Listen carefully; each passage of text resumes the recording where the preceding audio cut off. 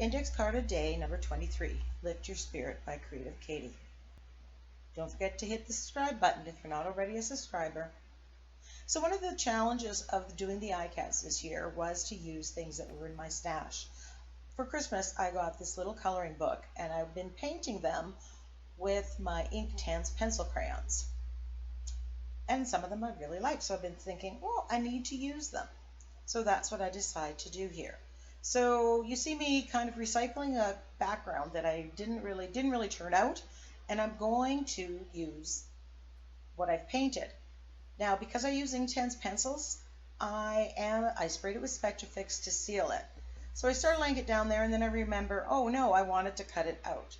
So back to step one, where I need to fussy cut it out. So using my little tiny scissors going in and out, back and forth, I decide to cut out the end pieces.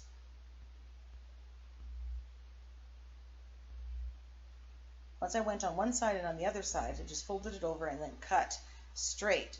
I ended up cutting a little bit more out because I didn't want the white there. I wanted these bright, vivid colors to show on the black.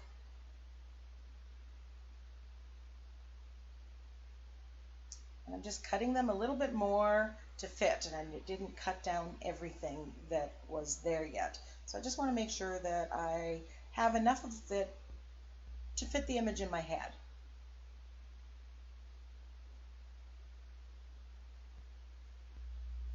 So once that's all cut, I am putting Mod Podge Matte on the back of this and on the card.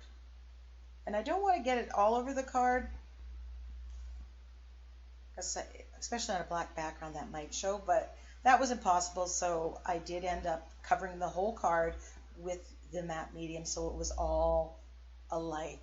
I don't like where parts of it show that there was some glue or a medium there. So I gave it a quick dry. So then I have some satin finish matte medium, and that's kind of between the matte medium, which is dull, and the gloss, which is extra shiny.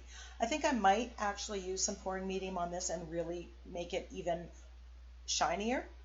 So I had this little, it was a 249 stamp, and I decided that I'm going to use the Versamark and some embossing powder in that blue, aqua blue tealy that matches the colors in the colored part. Now, I didn't spend enough time here trying to get rid of any of the embossing powder that's stuck to the card. If you have an embossing buddy, I believe that's the purpose of the embossing buddy, that you rub it over and so it doesn't stick.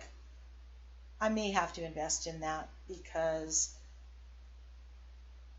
you know, when you put the time and effort into things, you want it to turn out just right.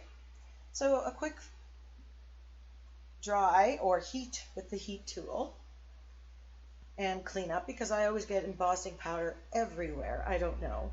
Now I've decided that I'm going to go around the edges with the embossing powder. So I'm just dragging all the four sides of the card through the Versamark. And then I will dip it into the embossing powder. Now I'm trying very hard not to get it anywhere that I don't want. Now, any of the Versamark, if you get it over some area that you're not intending, things are going to stick there.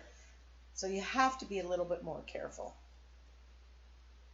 So I give it a good blast with the heat gun on the front side and on the back side, because some of the was also sticking there. As you can see, the back is still the flashcard. My plan is to use jelly prints and cover the background all up. So all in all, I'm really quite happy with this card. I love the bright, vivid colors against the black. Thanks for joining my journey. See you for the next one.